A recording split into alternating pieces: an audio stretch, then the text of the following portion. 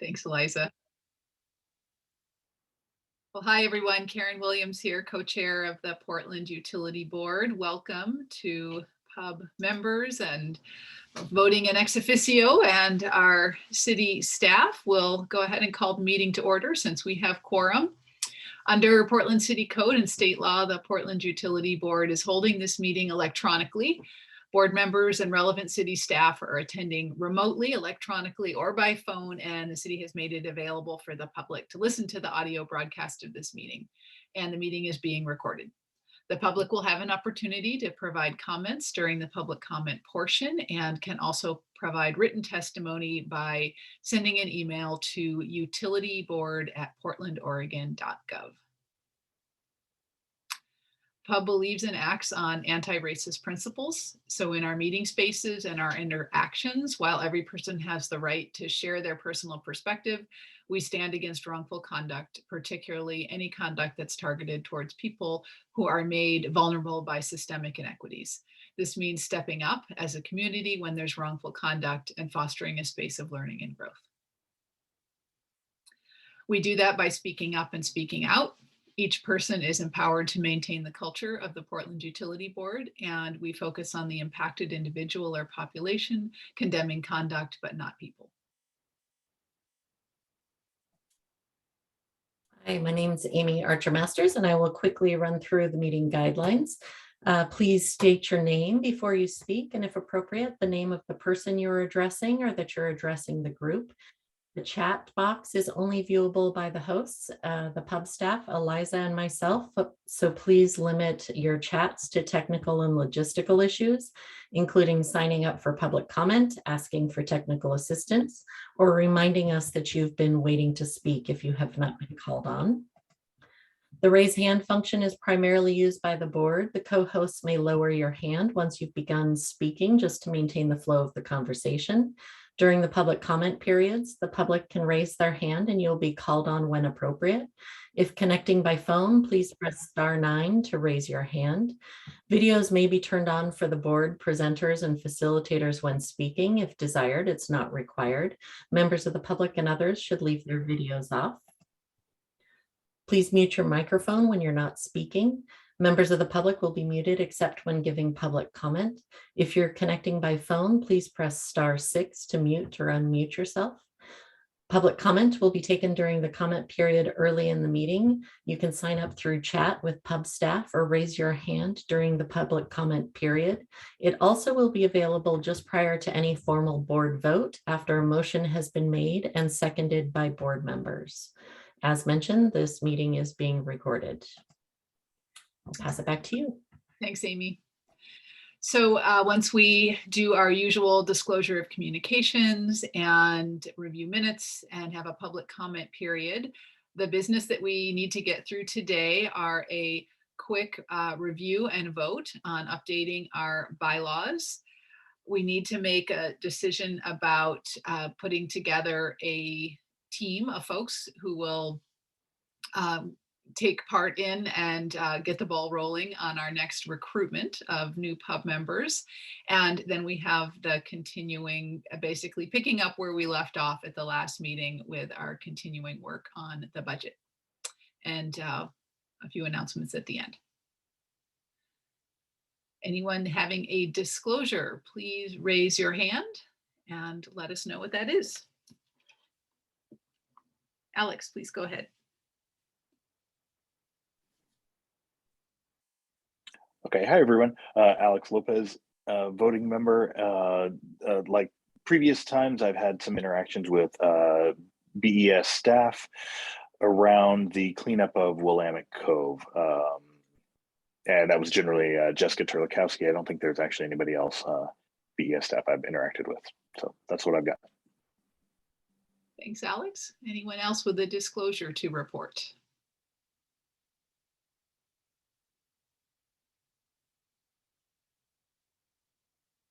All right, very good, thank you.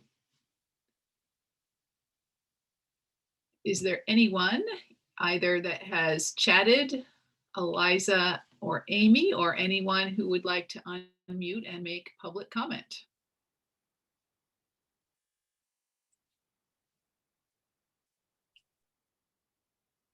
This is Amy. I've not received any requests.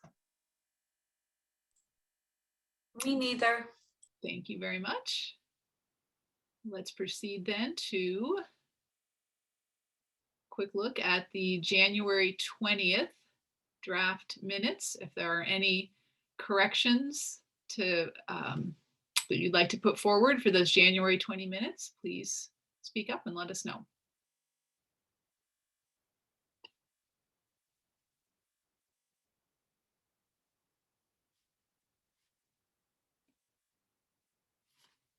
Robin.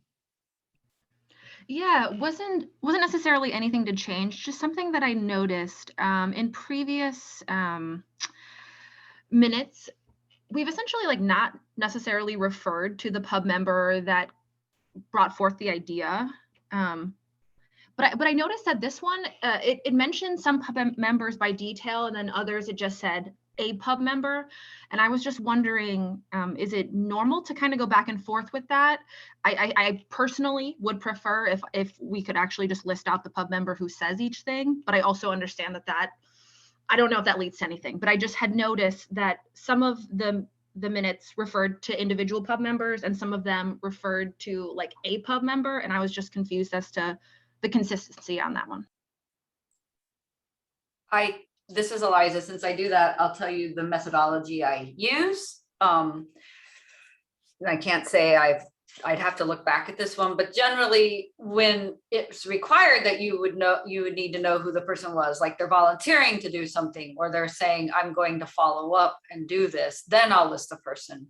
Otherwise, if it's just a general comment, I generally don't refer to staff or pub members by their names. And so it's kind of following that rule. So like in this last one, I was saying Karen and Tom offered to draft a letter, and that's important to document who's going to be doing what. Makes total sense. Thank you. Yeah, thanks for that, bringing that forward, Robin, and appreciate your careful review of the minutes.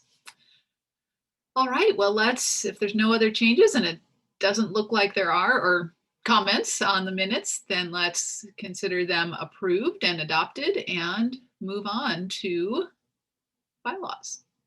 So I believe Eliza is going to walk us through why this is being brought forward to you today. You did receive material in your read ahead with color coding of the changes that we made to the bylaws and voted and approved last year, and a few more changes that were recommended and vetted through the city attorney to update the anti-discriminatory language. So Eliza, if you'd quickly just set the stage for us here, and we can move on to discussion and vote. Yeah, and I want to ask Karen Spencer to chime in whenever you want to, if I'm missing something, Karen. She's been our point on the bylaws and anti-racist principles, getting them redrafted, and she asked me to speak today, so I'm doing so. But basically, Karen, you set it up. So we ran these by, as I said in the email, our liaison in Commissioner Mapp's office, who identified a couple of changes to the anti-discrimination clause in the bylaws and the analogous statement in the anti-racist principles. And then we, together as a team, worked with the city attorney to vet that. And so that's what you see as the fully vetted. And she also noted a few typos. And so hopefully you all can vote to adopt those changes. And I would put in the motion that we need to, once the strike throws removed, you want to add the ability to renumber properly and to remove like a preposition like to, like a minor grammar change, because the strike through makes it hard to get that all lined up, as you probably noticed. And I think that's really it, unless anybody had any other questions about it. This is all in preparation to send it to the mayor. This bylaws don't go to council, but it is the mayor and the commissioner in charge of the utility bureaus who approves them. And once these are approved, our next step is actually the board has been approved to run a stipends pilot. And so staff are trying to move that and line that up as quickly as we can behind this, and have some initial sort of policy forms that we're running by the internal stakeholders, so we can keep that going as well, and hopefully as quick as possible. Did I miss anything, Karen? I think that was perfect. I envision that the bylaws, and even more so in some ways, the principles are an evolving document, which is why we put in the annual review in there, because things change and we all evolve. And so this should be a living, breathing thing. Thank you for the great summary.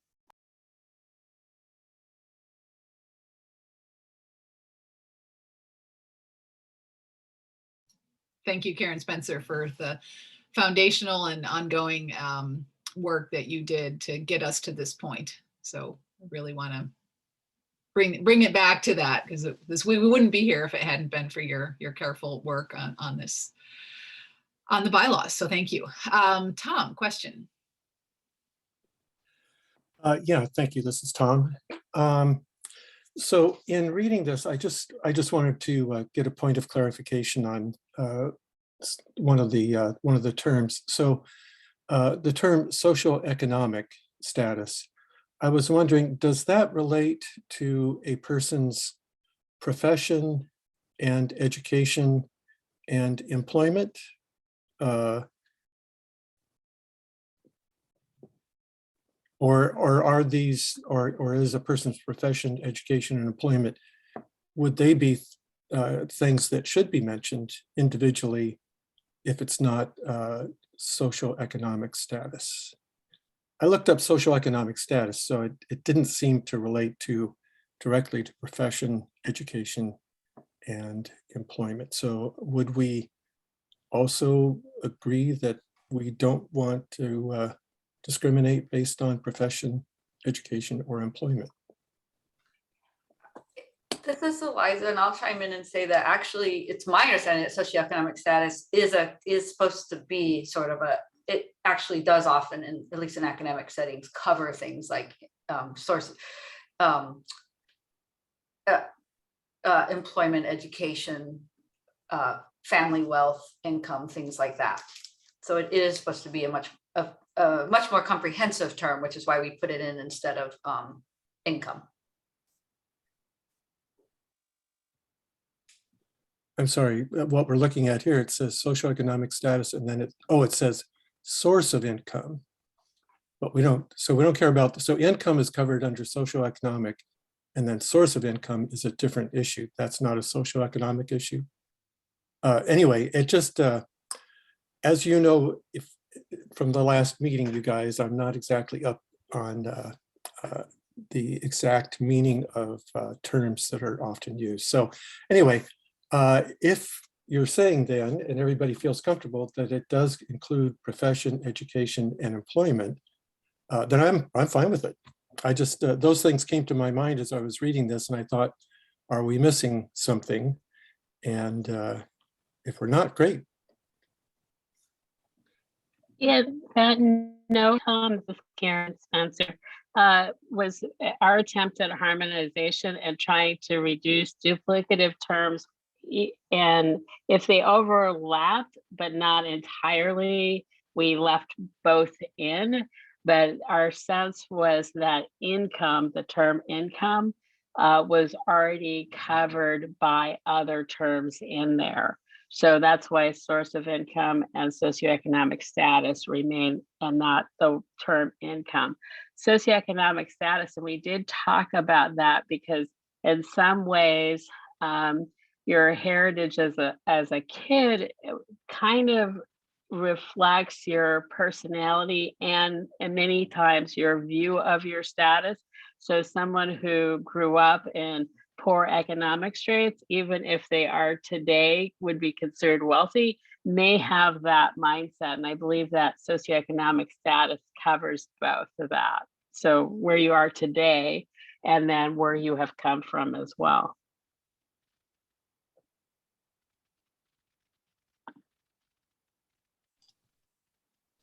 All Yeah, right. hey, this is Kale, and gosh, socioeconomic status, that word is a little more complex then, it's more, and, along with what Karen had said, I think emphasis is more um,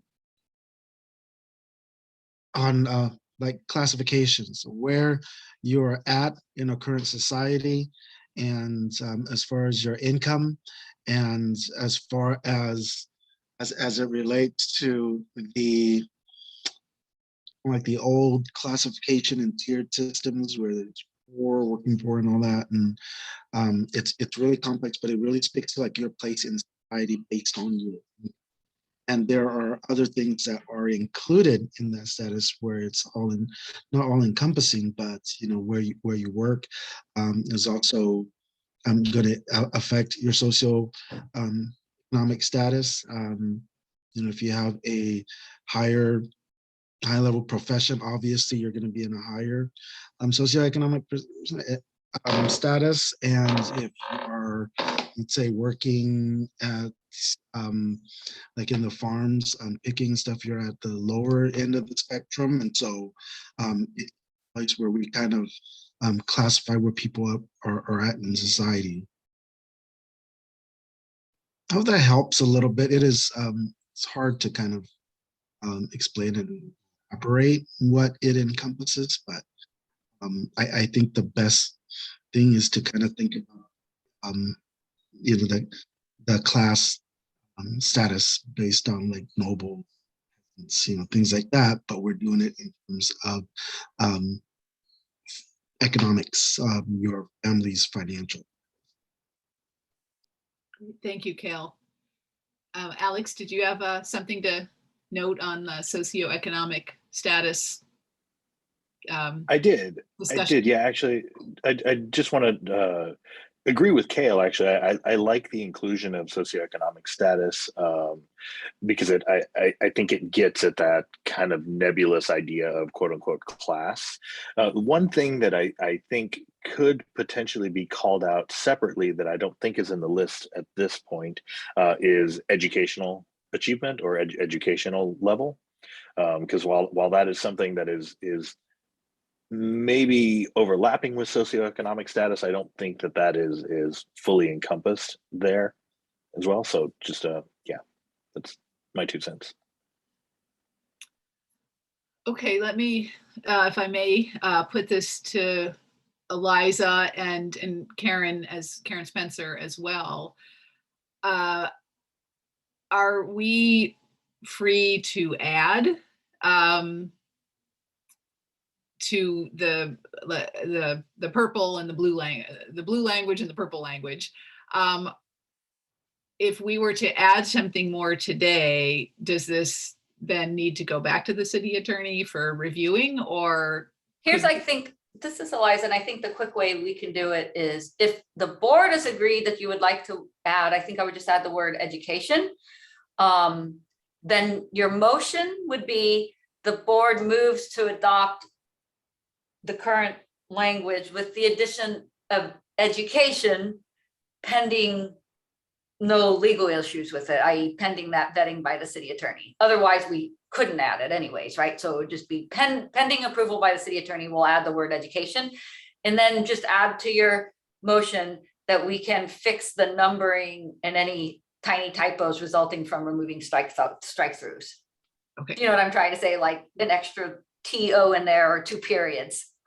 So great. I like that would be the motion if somebody wants to make it. Would someone like to make that motion? Well, since I brought this up, oh, there you go. Okay. I would be delighted to make that motion. So I'm going to move that we approve the bylaws and anti-racist principle updates, including adding the term education pending review by the city attorney, along with approving, allowing any typographical changes to be made so that it reads appropriately. Is there a second for that? I'll second that. This is Tom Lipton. Thank you. Is there any public comment on the motion or the topic?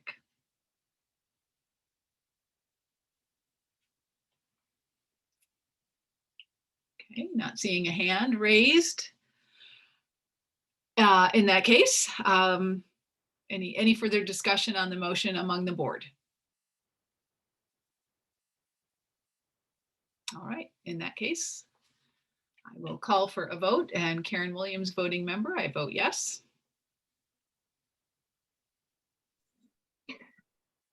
This is voting member Teresa, and I vote yes.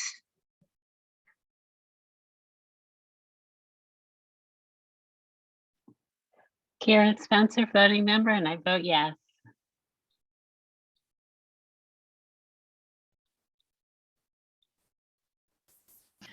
This is Robin Castro, voting member. I vote yes.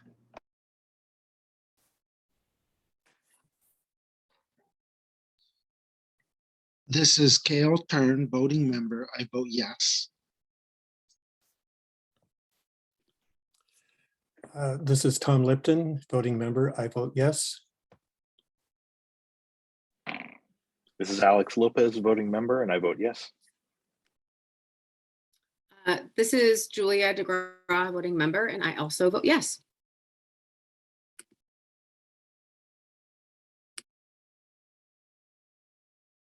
All right, I think that's who we have today for voting members. Very good. Thanks, folks. Motion passes. Great work.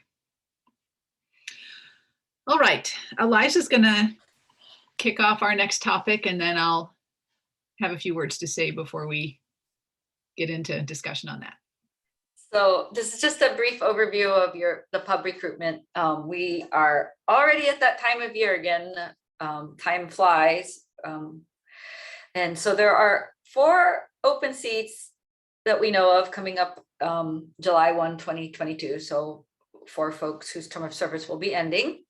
In the recruitment, everyone participates in recruitment in the sense that we ask the bureaus, we ask the commissioner's office, we ask the board members, we ask board members' friends, send out the opportunity widely, so we get a good crop of applicants. And the way the process has gone in the past is that a team, a subcommittee that's composed of board members, staff from the commissioner's office, and the bureaus meet to review and confirm sort of our basic timeline process for sending out the application and reviewing applications. They interview candidates and they finalize a recommendation, of who they think should be appointed. They bring that recommendation to the full board. The full board reviews the recommendation, either amends or asks questions, and then votes on a slate of candidates to recommend for appointment. And then this is how it works. Then that slate of candidates goes to the mayor and the commissioner for their review, who then sends it to council, and it's council who does the final appointment. So it's a series of recommendations. This has gone without the last 2 cycles because there's been participation along the way from all the different stakeholders. By the time it gets to council, everybody's typically happy with it. And over those last 2 cycles, we've kind of developed a pretty streamlined process that works pretty well. It does take a significant time frame from participating board members. And we usually try to meet in the mid to late February time frame. And then that's supposed to say mid-March, not mid-May. And then sometime it opens in mid-March and there's a lull. And then when the applications come in, there's about a 2 to 2.5 week period usually around mid-April, sometimes sliding into May, where you do actually have intensive work. You're reviewing the applications, and then you're attending the interviews, and then you're, after the interviews, deciding who you want to recommend and debriefing on the process.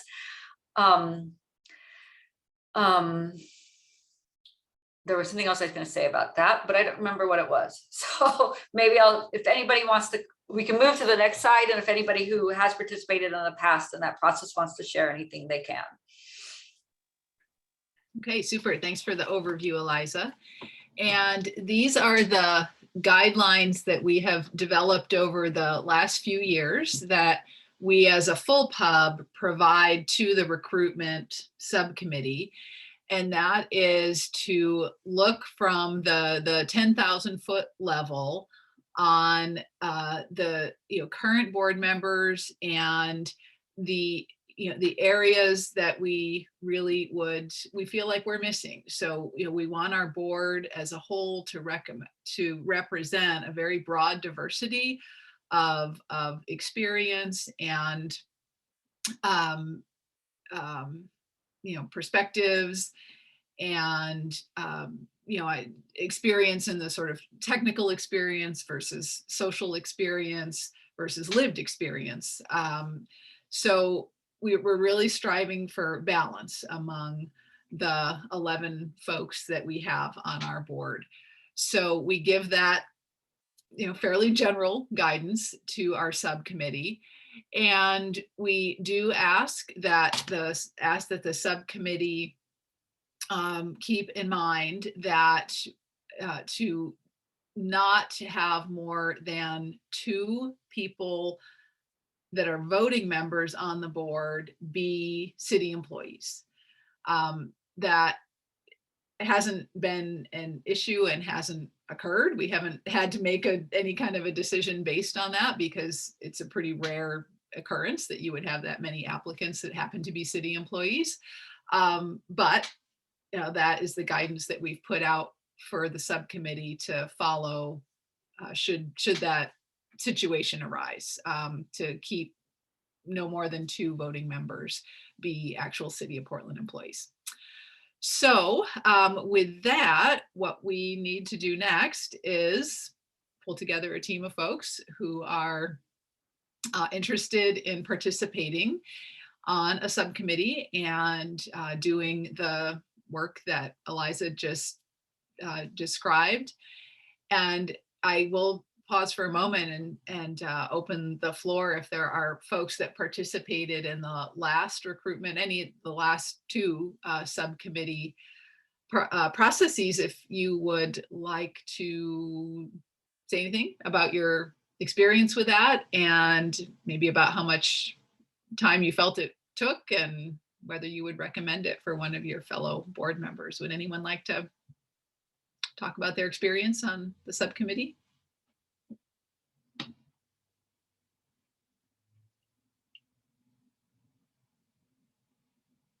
Or not, that's fine. This is Eliza. I will share the 2 things I forgot, which was the subcommittee meets, it's all by public meeting, but we work to set those around everybody's schedule. And then the interviews does require some flexibility. We're privileging the applicants and then the board members because you all are volunteers, right? But and so there's a little bit of scheduling around that. And that was the piece I forgot to say, is that the meetings will be set around people's schedules. Great. Well, it's been a while since I've been on a recruitment subcommittee, but I can say that, yeah, it was a fair chunk of time, but it was also a wonderful opportunity to basically be exposed to the enthusiasm and the interest and the passion of your fellow community members who are interested in contributing their time. So it was a great opportunity for that. And I also found it very satisfying and interesting in working as a team with both my fellow pub members, but also with the city staff and community members that were part of the recruitment subcommittee, just hearing their perspectives, hearing their questions as we were coming to a collective decision on what a recommendation was. That was a very a very fulfilling process as well. So I would highly recommend it. And let me let that sit for a moment and see if there are any folks who would like to participate on this year's subcommittee. There are 4 open seats, so there may be a good number of applicants to review. Would anyone like to volunteer?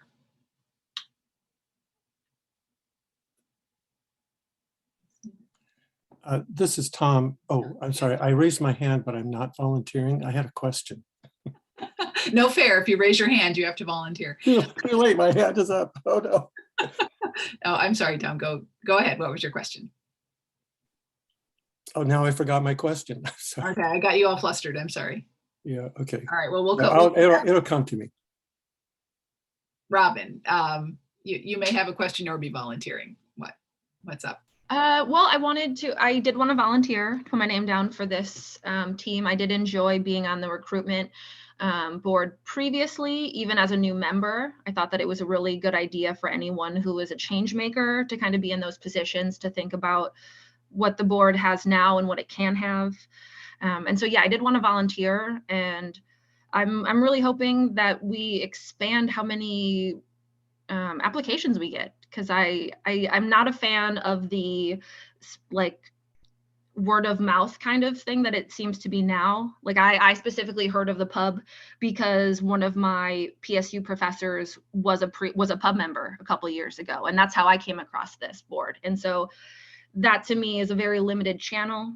And I also recognize that a lot of the people on the board are college educated, and that we have to be mindful that if this community board is to be representative of the community, we cannot all be have a background of higher education. And I just wanted to say that, and yeah, again, volunteer for the position.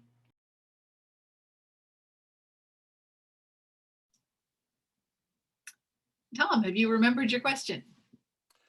Yes, I have. And I want to start by saying I do not have a college education. So we do have that diversity. But I'm wondering, is the starting point for this to go back to any applicants from the previous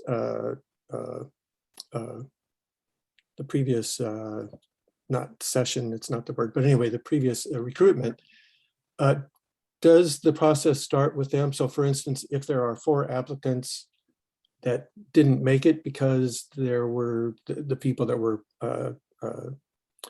chosen was enough. And so basically, is it that it starts with that before any other applicants are accepted?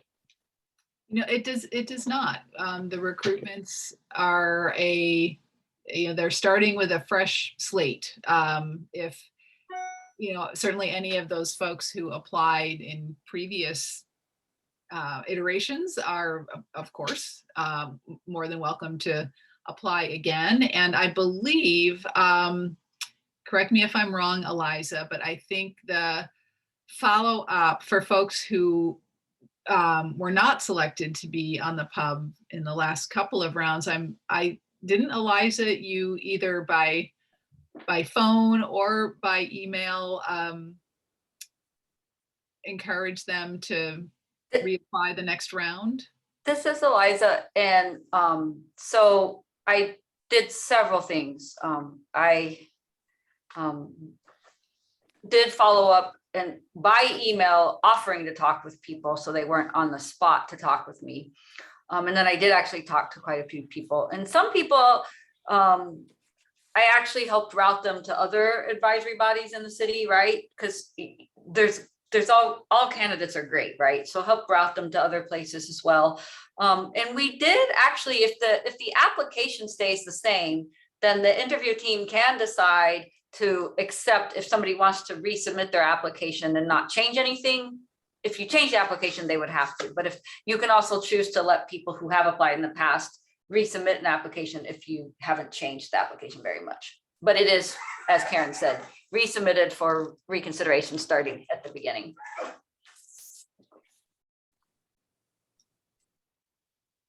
Thanks, Eliza.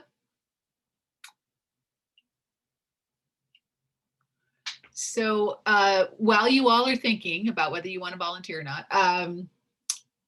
it's not, so thank you, Robin. One would be, it would be nice to have a few more folks. I'll just say that. It is not required. If we didn't have any volunteers, then we would need to make this decision ourselves, but we would delegate to the city staff and commissioner representatives. I mean, they would be the recruitment committee, and they would vet the applications, and they would make the recommendation to the full board. So certainly, my bias, I guess I'll say, is that I think it would be nice to have pub members on the recruitment subcommittee. It seems like procedurally makes for a better process, but it's not absolutely required. So thank you, Robin, for volunteering. And with that as background, Amy and Alex have a couple of questions. Yeah, Amy, please go ahead.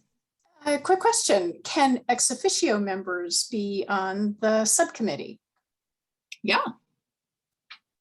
I think I am trying to think if there has been the case in the past. I'm also going to say, yeah, I'm sure it has, but yeah, because Brian Laurent was on the recruitment subcommittee with me and he was ex officio. So yeah, absolutely. So I would be happy to be on the committee. However, if there are other non-ex officio or if the other ex officio members would like to be on the committee, I would be happy to relinquish my spot. All right, thanks, Amy. Sure. And Alex, and then Julia. Yeah, so I was just going to volunteer for the subcommittee. My only slight hesitation and maybe you can reassure me is just around meeting times. I just started a new job with the state of Oregon, and if there's any flexibility in the meetings, it's a little bit more difficult for me in my current new role to do meetings during the day. So as long as there's some flexibility of when we can do our meetings and communications, that would work out. All right, thanks, Alex. Congratulations on a new job. That's great. Thank you. Julia? And I apologize because you might have covered this earlier and my sleep deprived brain just didn't hear it. What is the timeline on this? Because I'm in the middle of a very, very short session that's very intense through the first week of March, but I would like to participate in this process, but I can't imagine, showing up for a lot of meetings between now and that first week of March. So this is Eliza, and I'll chime in because this year we typically open there's typically one meeting between now and when the application opens, and we typically open the application in mid-March. With a closing 4 to 5 weeks later. This year, we might push it out a little bit depending on how quickly we can line up the stipends. That's sort of one of the moving targets. And so if anything, it would be pushed out later. And so one possibility is, and also hearing Alex's desire and concerns about scheduling, is to get everybody excited, who's excited and interested in participating, as a list of volunteers that the board votes on to delegate as they have the availability, because there are also in the process several off ramps, right? You could choose to review the applications and then suddenly something happens and you have to step back from the interviews, or the applications are reviewed and you can't participate in that, but you can participate in all the interviews, right? You see what I'm saying?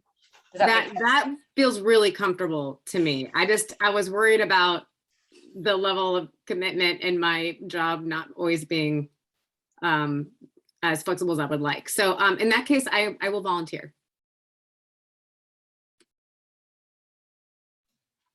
Wonderful. Thank you all so much. So not seeing any more hands. So if I would like to ask for a motion from someone to delegate to the interview team that you just heard who those members are going to be: Alex, Robin, Amy, and Julia, and Commissioner Representative, as well as Bureau staff. Sorry, I kind of lost my train of thought there, but essentially delegating to that team to conduct the recruitment. How about that?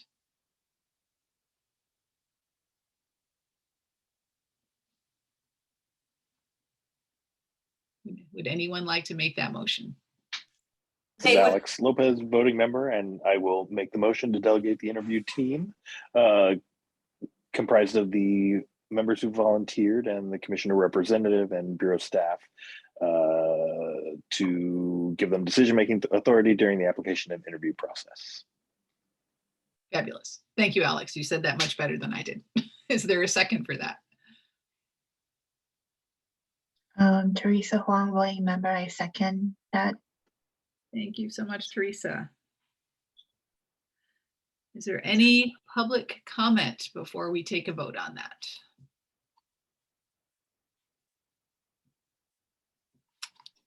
And any more discussion among pub members before we vote?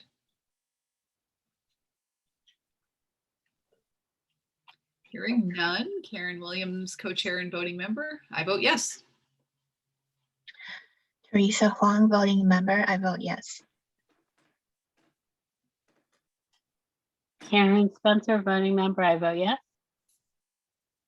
Robin Castro, voting member, I vote yes.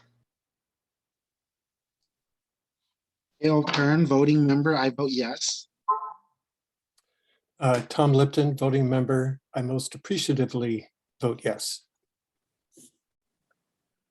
Alex Lopez, voting member, I vote yes. Julia DeBra, voting member, I vote yes.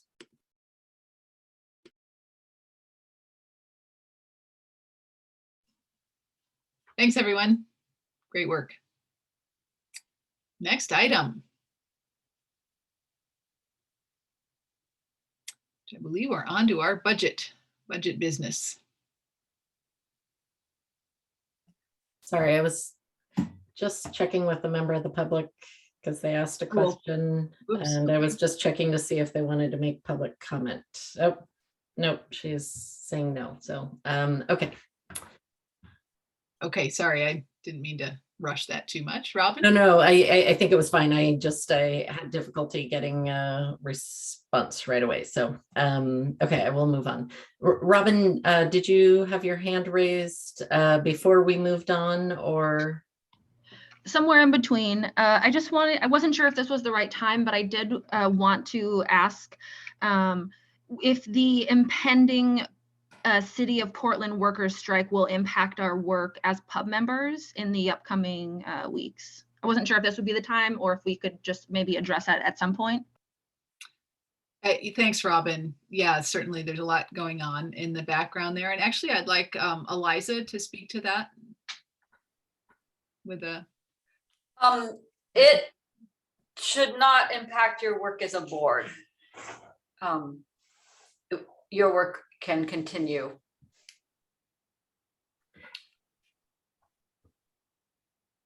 Thank you. Okay. As far as we know currently, if that changes, we will certainly communicate with you. We will continue to get updates as staff. Yeah, thanks for bringing that forward, Robin. All right. So Karen, do you want me to get started on this, or do you want to? Well, let's see. I'll say a couple things, Okay. and turn it over to you, Amy, for the guiding us through our next steps here. But thanks again, everyone, for contributions to the our preliminary budget letter, which did, as you saw in your email, got submitted. Thanks, Amy, for making that happen and getting that all sent in. You also, oh, I'm sorry, Karen. Yes, go ahead. I'm very late to the raising my hand. I guess I had a question on the strike, and I apologize for being so late raising my hand. But if there is a strike, I guess I would want to support the city unionized workers any way that I could, and I'm not sure how to reflect that as part of my volunteer commitment for the Portland Utility Board. I'm not sure if now is the right time to discuss it, but I just wanted to raise that concern. Yeah, thanks, Karen. Well, so thank you. Generally, we have been advised by the city attorney to maintain neutrality. And that's pretty much the end of the advice and the recommendations. So, at this point, so at this point, I think it would not be advisable to make a statement one way or the other in support or opposition, and the board should keep its neutral status. And at the same time, I hear your individual, and I'm seeing a few thumbs up, as well, individual members, desire to support the city's workers as we try to do in our work on the board in various ways. So that being said, I can't really share any more or have nothing more to share, but I just want to say thank you and very much respect folks bringing this issue forward. Robin? Yeah, just final comment on that. Definitely understand the board's general neutrality. I also wanted to acknowledge that one of our pub members, Tom, I believe, is actually the lead of that labor movement. And so I can definitely understand how we're in like a weird situation. But I just wanted to acknowledge that maybe we could also reach out to maybe speak with Tom on, am I saying Tom right? Am I using the right person? He's the labor guy. Rob Martineau, my bad. Rob Martineau is the labor That's Jasmine from Portland Water Bureau. Sorry, this is Sarah from Portland Water Bureau. Yeah, our current Rob is the past labor representative, and okay. Yes, Jasmine is our current labor, not our, but is the current labor representative on the pub. Okay, good to clarify, because I had seen Rob's name in the newspapers related to this, and I was wondering how connected he was. Thank you. Yeah, I'd say very. Tom Lipton. So you're saying that it's been the tradition to stay neutral on issues like this, but technically if the board wanted to, it could pursue this issue one way or the other. Is that correct? If the board members so decided they would like to do that? Well, what I didn't say it was a tradition, because okay, I take that word back. But the advice from the city attorney and the recommendation from the city attorney was that the board maintain neutrality, and that's right. But if my information and my understanding. Okay, so if the board members wanted to pursue this issue as a board, could we pursue the issue as a board, to your knowledge? Even though the advice is to not. Yeah, Eliza, could you address that, please? Yeah, I may pass the buck eventually to Amy, but the attorney's advice was to remain neutral, to neither support or oppose the situation. And the reason they said it was advisable to remain neutral is because it brought up liability issues around operating in good faith with the union. And that's what the attorney shared with me, and they didn't share anything further. Okay, so it still doesn't quite answer the question that, do we as a board have the ability and the authority of ourselves to go after this? I'm not saying I'm in favor of not being neutral. I just want to understand what our limits are.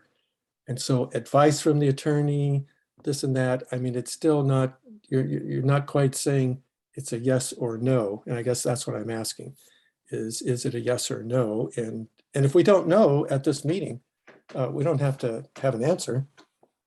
It's fine with me. No, that's fair, Tom. And I want to recognize Sarah has her hand raised and may have something more Yeah, good. something more to contribute to this. But I do want to, I guess, so I am a member of this board, and you know, any member of the board can bring forward issues for the board to consider and make recommendations on. So, you know, I would not say that there's any prohibition on us really bringing forward anything that we wanted to collectively discuss and make a recommendation.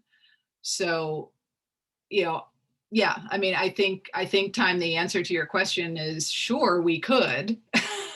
Whether, you know, and then the question is that advisable, and is that in line with our board principles? And you know, I mean, you know, is that something that we would want to do? And that could be up for discussion among the board.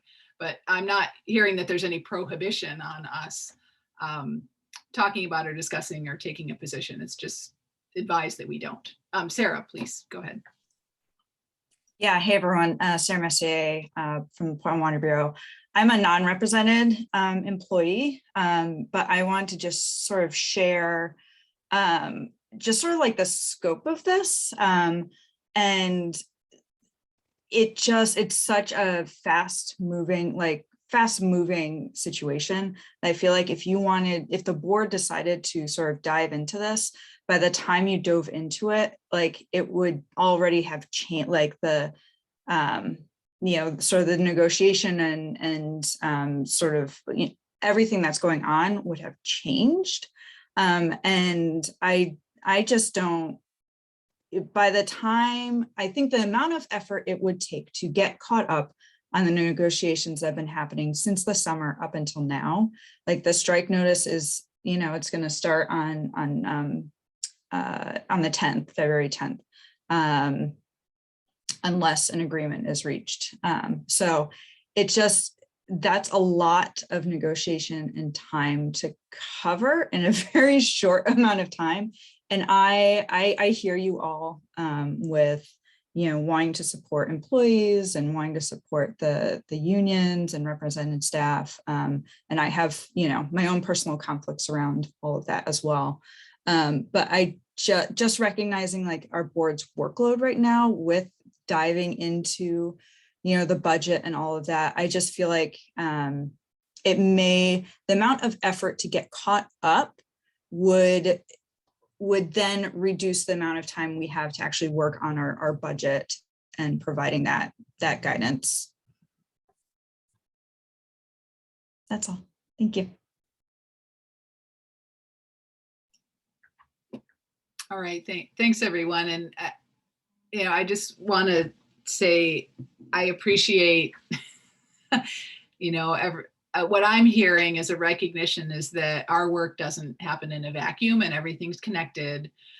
And, you know, I hope that, you know, if we sort of set aside this topic and move on, it's done so in a very respectful way. And it's not like, you know, pretending that something very momentous isn't happening that's important. And yeah, I just wanted to throw that out there. This is Eliza, and Amy texted saying she can't raise her hand. I think that's the role that she's playing in the meeting, but this is Amy Archer Masters. Sorry, we have two Amy's, but she was happy to say a few additional words that might be helpful to the board. Thanks, Amy. Yeah, please. Thank you, Eliza. I was just going to add that in response in part to what Tom was pointing out about the advice was just the point of clarification that part of the reason we seek the advice of the city attorney is just as a reminder is because of your role as appointed public officials. And so that is why, you know, we ask for that advice from the city attorney, and the reason that that they are able to provide that advice in just in response to that question even. because of that role as a public official. So that's why that concern is shared, is that potential liability, because you're in this potential spot where there is a connection to one of the negotiators in a contract negotiation, where it's very complex and there's liability issues. So it's just complicated.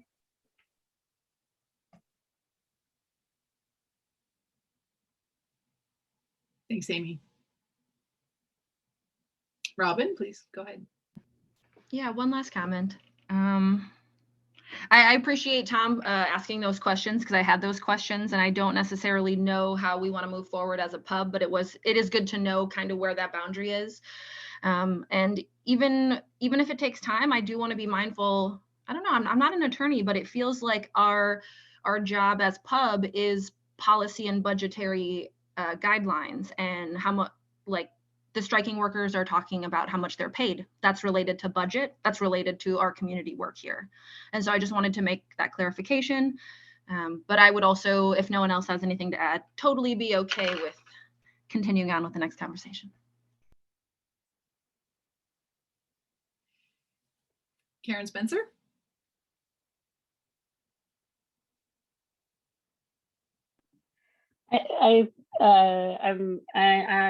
I've heard everything everybody said, and it sounds to me like if we as individuals, not as pub members, want to take on our own to research the issues and become familiar, that's okay to do.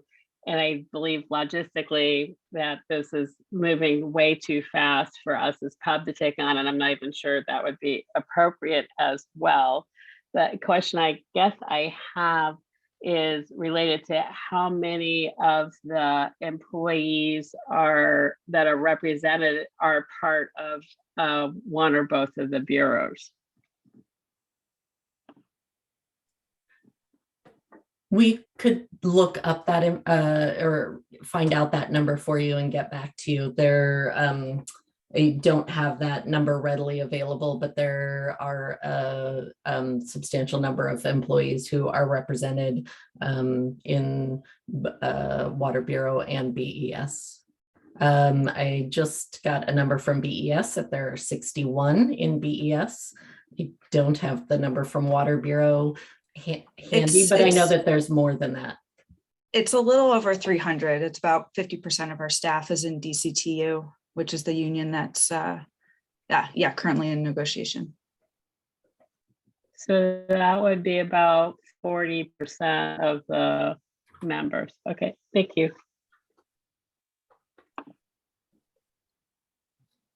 Kale, and then Sarah, maybe Sarah, your hand was up for the last answer there. So Kale, please go ahead, please. Yeah, so I just kind of wanted to mention that, I think we should either support or, I think it has to do a lot with equity. And I think it has, a lot to do with there's intersection between the priorities. So providing board some guidance, providing the council with some guidance, I think is something that we should do, or we should consider doing. So I would fully support the idea of if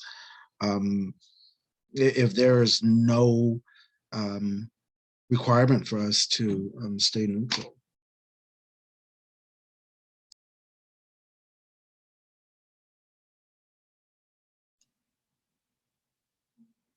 Had you finished, Kale? It looked like you might have cut out there at mid-sentence. Yeah, I finished. Not sure where I left off, other than saying I would support for pub to take a position and maybe write a letter of support to the council on behalf of labor unions and the staff, because I think there are some intersections between equity and the work and the priorities. So thank you. Thanks, Kale, for saying that. Tom? I really don't know anything about what's going on with the with all of this. between the city and the union. So I'm generally lean one way or the other, but I don't want to talk about that unless we actually feel that we do want to talk about it.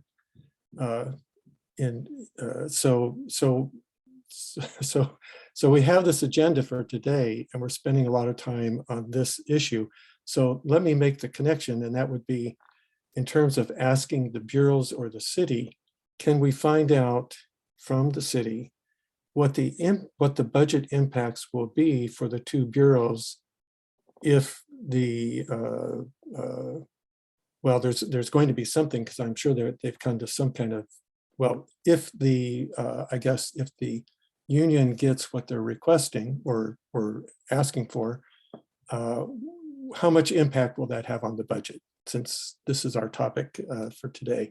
So and then I think if somebody wanted to bring forward a proposal that we do this, and then we can talk about it together and see if we do as a board want to support something, then other than that, it would be so far individuals how they're feeling. But I, for one, would need a little bit more information, because I don't know anything about it. So I'm just kind of blank. So that's my thoughts. But I do request that we find out from the city, what will the budget impact be if the union gets what they're asking for, so that we know that as it relates to our budget work. Okay, so I heard that question, Tom, and if I can just sum up that okay, so let me just say one thing that's my understanding, and then we can ask, when the bureaus do bring us budgetary information, to call that out. My understanding is that the budgets are built within essentially assumed cost of living and inflationary increases and so forth, that those are built into the budgets. And at the same time, we can ask for the bureau staff, when they're presenting information about the budgets or in the program offers, to call out, what that assumed cost of living increase is. And, we can compare, I guess, to what the unions ultimately negotiate. I assume by the time we get back together, we might have very different information. But I hear that question, Tom. I do think generally it is taken into account in the budgets, but we can certainly ask for specificity on that. Eliza, it looked like you had a comment. I'll let Kale go first. Okay, thank you. Hey, real quick, I just wanted to add on to what Tom was saying. I think we should move on and continue this conversation, maybe at the next meeting or at another meeting. But considering that there is a potential strike or a strike, there are long ways from an agreement when it comes to wages. And so I think we need to support, not so much as them to approve what the union is supporting, but to approach these discussions, these bargaining discussions, with intent of doing the best they can in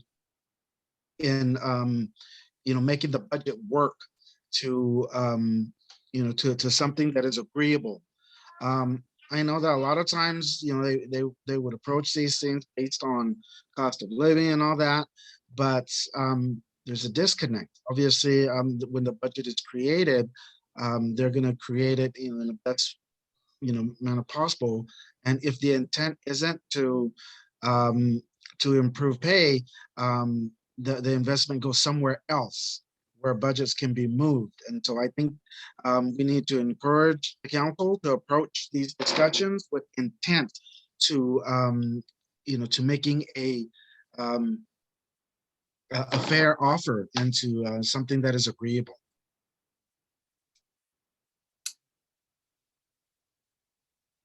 Okay, Kale, thank you. I hear that. And I ask us all to consider our role as public officials and also to consider that we have almost no information on which to act. We don't, we are not privy to the particulars of the negotiations, the proposals, the counter proposals. And I would caution us in acting when we don't have we don't have all the information. We don't have much information at all on which to make a recommendation. And I just think that puts us in a dangerous position. But I hear what you're saying. And I mean, I really, at this point, I think we need to, make a, decision as a board if we want to keep talking about this, supporting striking workers, potentially striking workers, they're not striking, supporting the workers, how about that? Or do we want to move the agenda and continue with our budget prioritization discussion that we were going to have? What is the will of the board?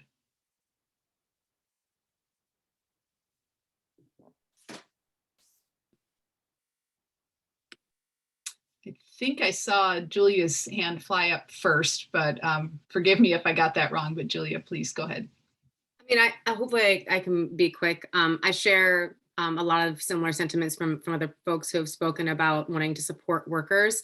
And I also feel like we don't have the information that is necessary to make a collective decision, even if we had more time to discuss it in this meeting today.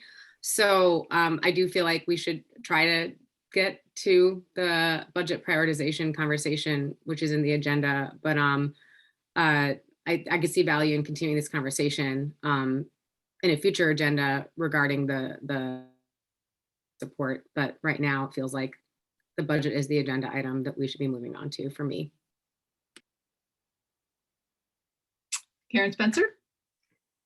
I vote that we move on to the next thing unless and until or if a strike happens, and then maybe we have a further discussion at that point. But I agree. Let's move on.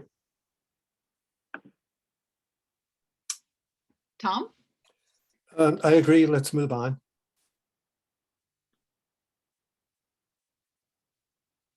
Okay, thank you. Thanks, everybody. Not easy work we do here. This is important stuff. And this is Eliza?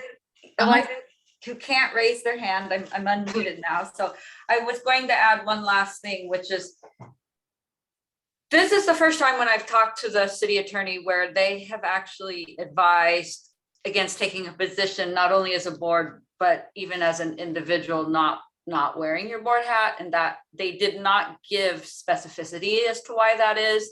If anybody who actually is very interested in this issue would like to have a follow-up conversation with me and the city attorney so we can better understand those limitations, raise your hand and I'll schedule it.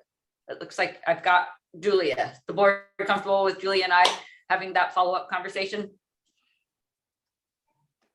Show a thumbs up. You're gonna report back to us. Is that what you're saying? The two of you meet with the attorney? We're gonna find more information and then share what we can. Yep, that's the plan. It looks like Karen maybe raised her hand as well. I'd like to be included, but don't schedule around me. If I can make it, just invite me and I will join in. Okay, I've got a Julia and Karen, and I've got 2 thumbs up from 2 people. Can I take 2 thumbs up to be everybody's thumbs up? I'm hoping so. All righty. If there are any objections, please speak now. Okay. All right. Thanks, Julia. Thanks, Karen Spencer. And thanks, Eliza, for going forth and trying to get us a few more answers, or at least some more information. All right, back to the budget. Something nice and easy like the budget. Let's see. So we had in the read ahead materials, Amy had sent quite a lot of information. So I just want to acknowledge that, and recall that in a past process, and that not so much at our past meeting, but we had identified, I believe there were 9 program offers, where there's 6 from, I'm thinking 6 from BES and 3 from Water Bureau, or vice versa. Vice versa. Vice versa. Thank you. You're right. There were 9. Right. That we had identified, based on getting more than a few votes for those 9 program offers, that those rose to the top, that we wanted to get more information and sort of dive into those particular program offers.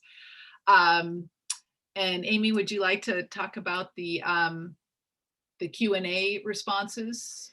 Yeah, so that's really just an FYI. We have from the first round of questions that folks had submitted, we just got responses, and just so that you weren't overwhelmed, we just got those back. I didn't send them to you just before this meeting because I was afraid people might receive them and get confused and start reading them before the meeting, and I didn't want you to think that they would be discussed today. So those will go out after the meeting. So you'll get those this week, as well as all the rest of the budget materials, because those are being posted. They're probably live on the city budget website. So I will send links to those after the meeting today. So there's even more materials to read through if you want to dive deeper into materials. And then as we continue through this discussion, and you continue to send as we discuss, or if you send me questions, we'll continue to compile those and really prioritize the budget questions initially for the bureaus, so that we can get those to the bureaus, and we'll get you responses as timely as we can, so that you have those for processing in developing your recommendations. I'm getting a message that you all cannot see the screen. So I don't know if that is just some of you or everybody. So I'm going to quickly. Amy? Yeah. The slide that's up is the budget process where we are now. Okay, so maybe it's just one of you that is having a technical issue. So unless I hear from it was me on my end. The whatever screen that you're sharing is just totally white. I'm not sure if me clicking out of it, like jumping back into the session, would be good, or if maybe coming out of the screen sharing and re-screen sharing might kind of be enough just for my end.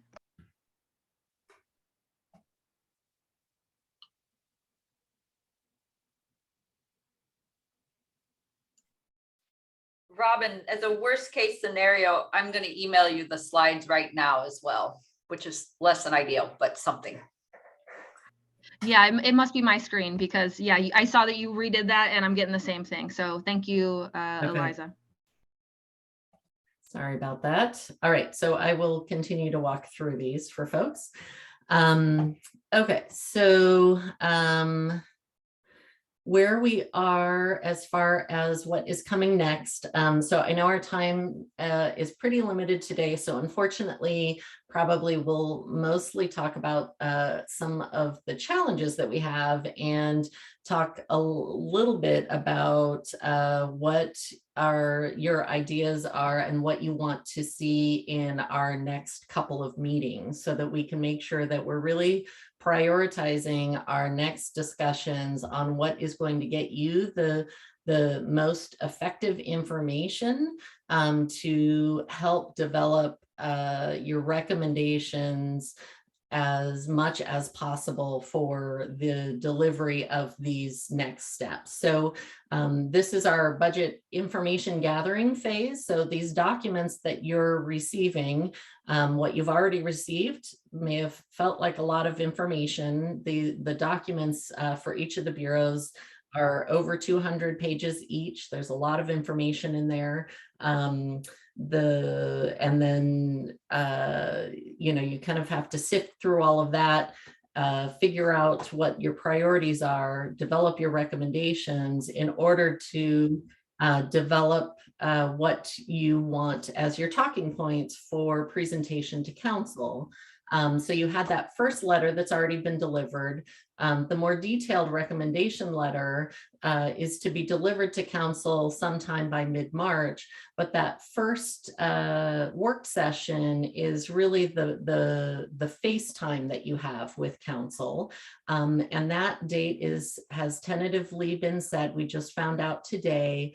The city budget office is still finalizing the calendar, but it's a little bit earlier in the month of March than we were hoping for. It's March 8th. They've set aside about 15 minutes for the pub to give testimony. And Water and BES would be presenting on that day in a morning session with other bureaus that will be presenting on building resilient infrastructure in their work session to council. And then there's other deliverables later on in the budget timeline, possibly a meeting with the mayor. Sometimes the mayor has a one-on-one session with a few pub members sometime in April.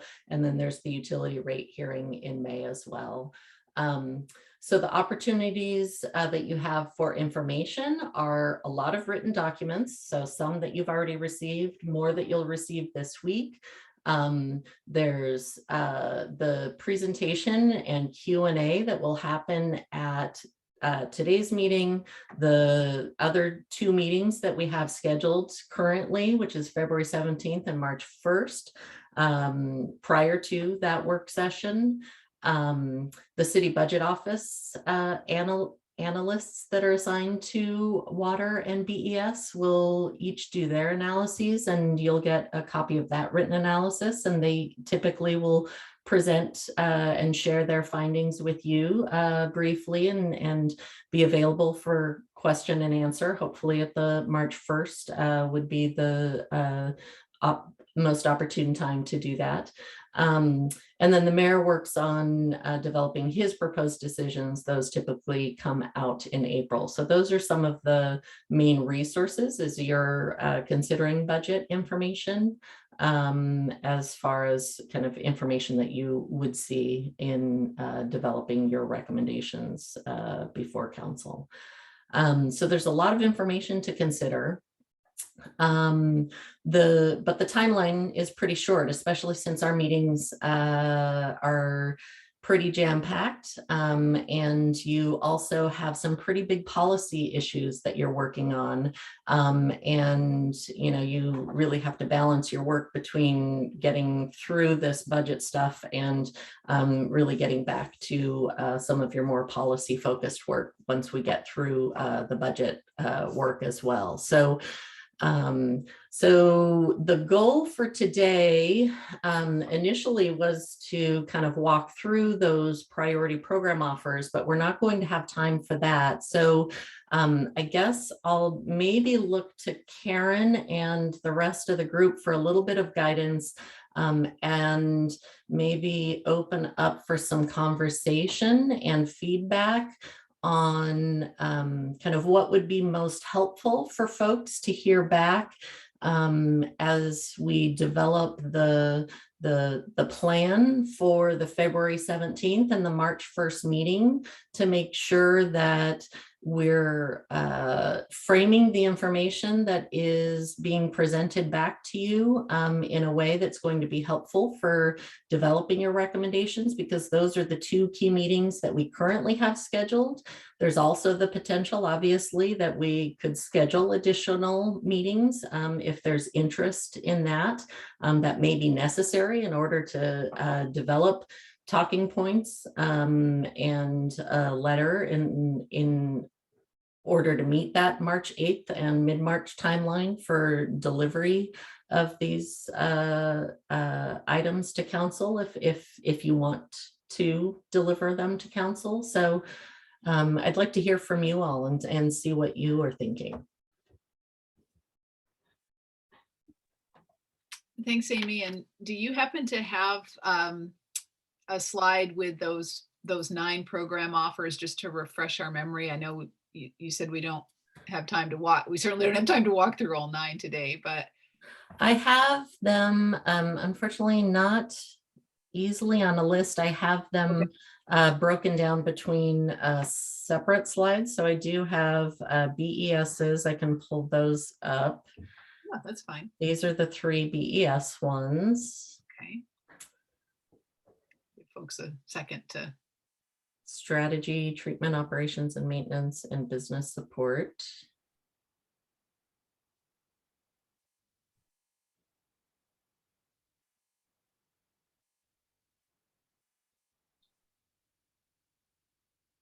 And then the water programs were bureau support, employee investment, planning,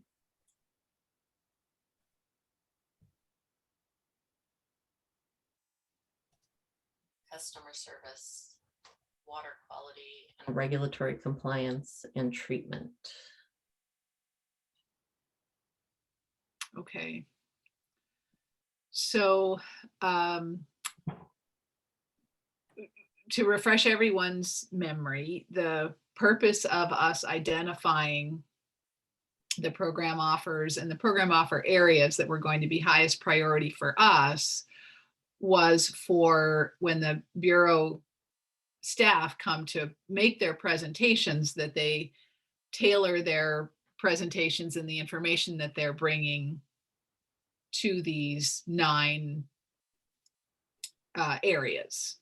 So is that was the purpose of identifying, prioritizing, was to help Bureau staff be able to bring us information that's going to be the most relevant and useful to the decisions that and the recommendations that we want to make.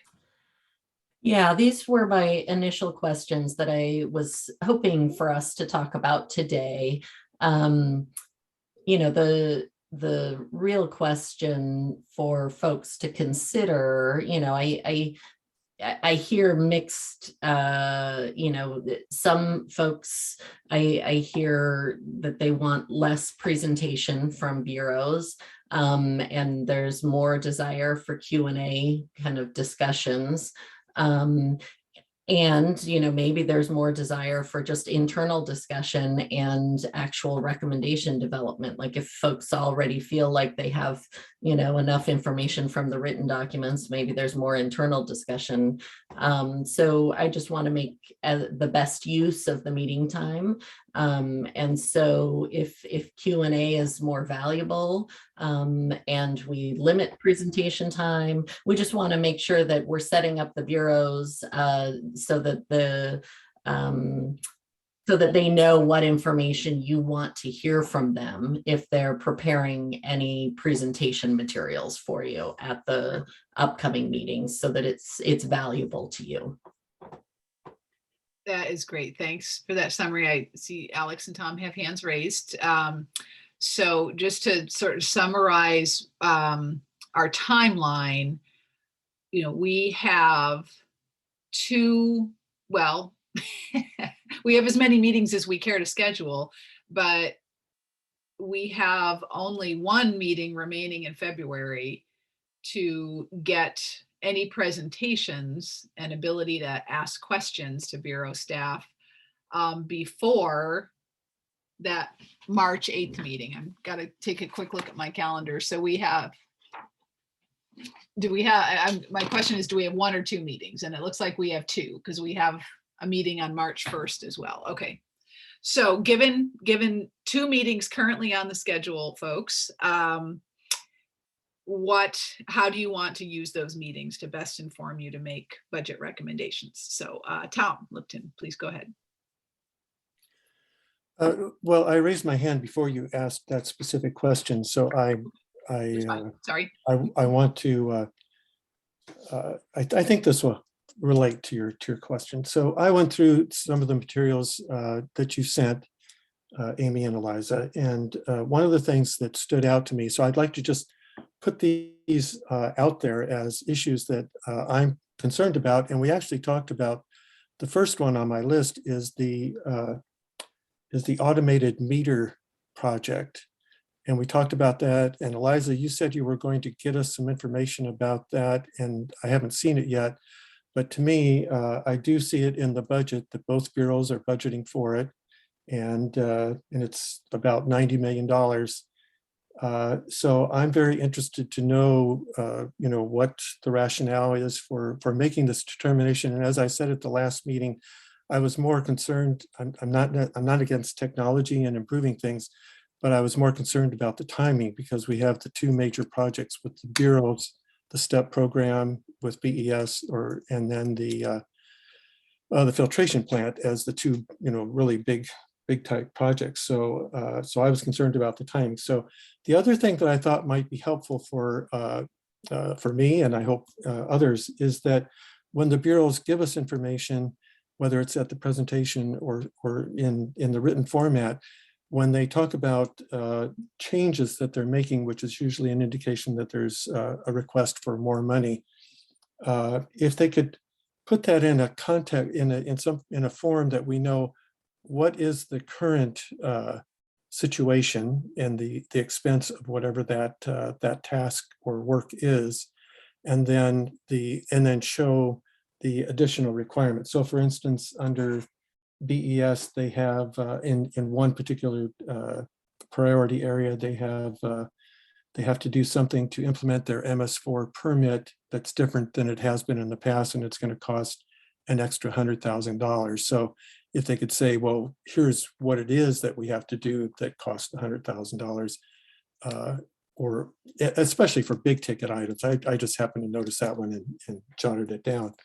But that would be, I think, real helpful to have that kind of information in a presentation and in a written format too. But the number one thing I have is the issue of the meters and the timing of doing those meters now versus putting them off after we get these other big giant projects done. So thank you. All right, thanks, Tom. Alex, please go ahead. Yeah, I just wanted to offer a little bit on the question of, do we lean more toward presentations or discussion? And I just wanted to add that, these budgets, as I understand them now, are incredibly large and complex. And so I don't want to entirely lean one. I guess I would lean towards, we need to have, I think we need to have some presentations by the bureaus in order to make sure that we have kind of a basic understanding of the structure of the budgets and how the budget process works. But that being said, I wouldn't want those presentations to kind of be the bulk of our deliberations about the budget. So I'd like to see about finding a balance kind of that leans more towards board deliberation, but that still gives the bureaus ample opportunity to kind of explain the budgets and what's in them in the budgeting process. So I hope that helps and is not too general.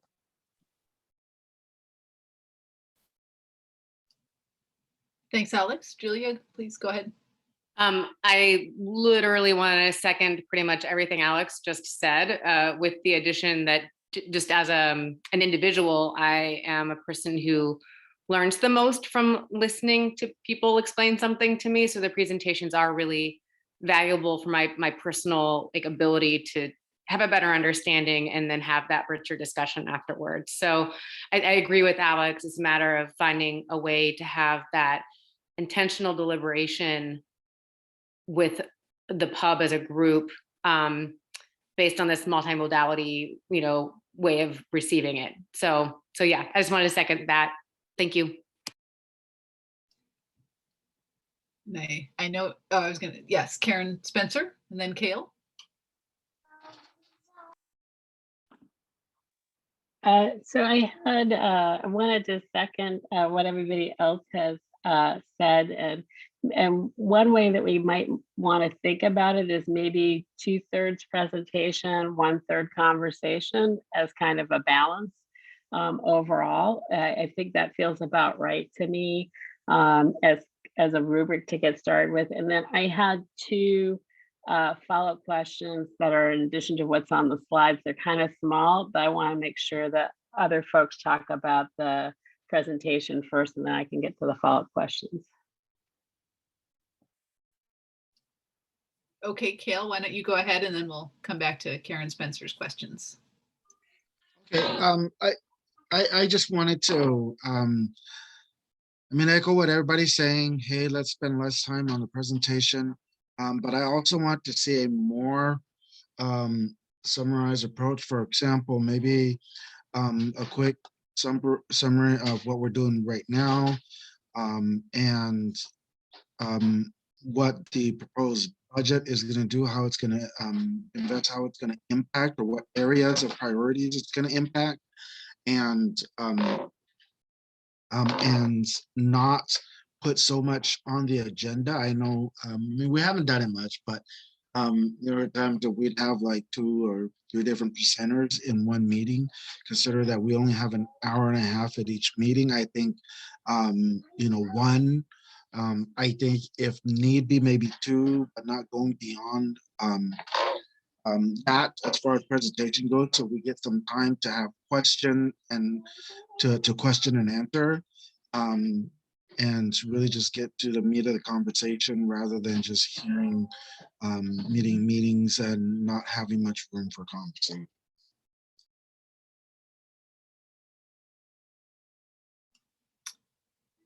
Julia, was that is that a latent hand, or did you have another comment? Oh, I think it just didn't get put down. I'm good. Karen Spencer, back to you for your questions. I like what was just said. I think that also echoes Tom, is sometimes it's really hard to tell from the program offers exactly what the changes and the impact of that change would be, and any alternative. So my 2 things are kind of minor, and they're additions to what has already been listed. So I believe it was in the BS reports, there's the strategy group. And I wanted to understand more about the diversity and representation of that group. My strategy background just kind of calls for it, because who's in the room and how far and wide their eyes see really does impact your strategy development. So I wanted to know that.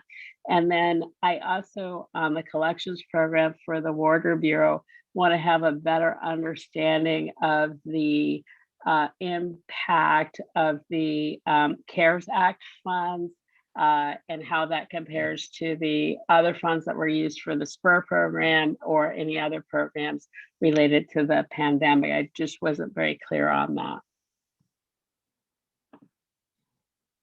And those were my 2 things.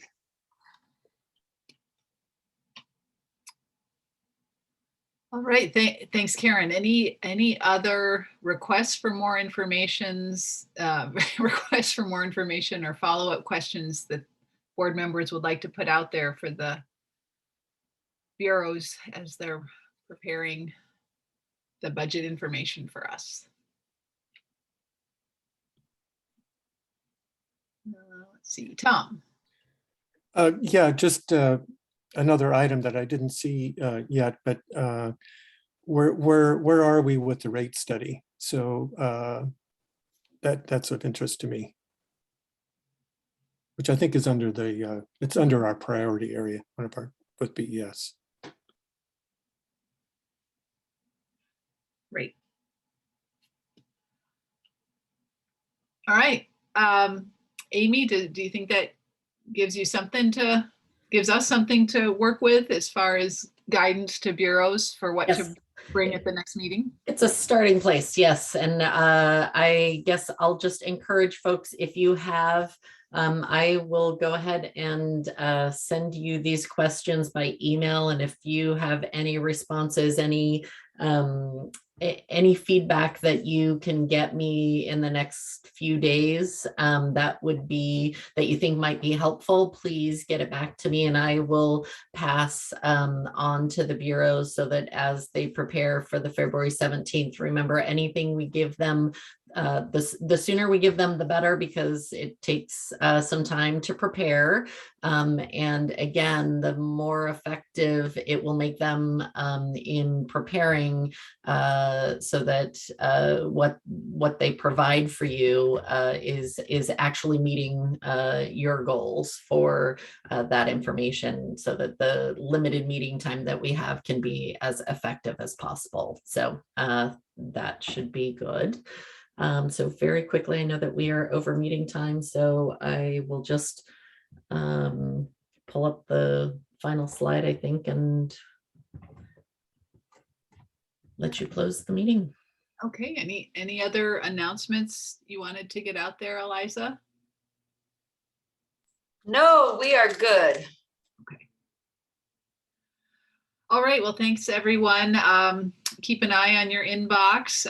Keep poring over all these dense documents that Eliza and Amy are sending to us. And thank you to both of you for keeping track of all of that. And we will see you on what, February, oh goodness, 17th, is that what we're looking at? Yes, the 17th.